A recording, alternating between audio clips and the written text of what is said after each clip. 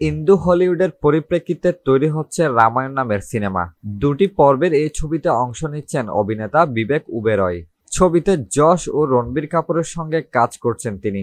ছবির জন্য কোনো পারিশ্রমিক নিতে চাননি এই অভিনেতা, তবুও টিম তাকে বেশ মোটা অঙ্কের পারিশ্রমিকই দিচ্ছে। সে পারিশ্রমিক অবশেষে গ্রহণ করতে রাজি হয়েছেন বিবেক।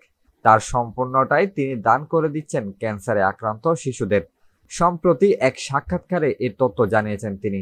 তবে সে পারিশ্রমিক কত টাকার তা জানাননি তিনি। অভিনেতা বলেন, এই প্রকল্পে আমি কোনো পারিশ্রমিক নিতে চাইনি। যেটা পেয়েছি তা ক্যান্সারে আক্রান্ত শিশুদের জন্য বরাদ্দ করেছি।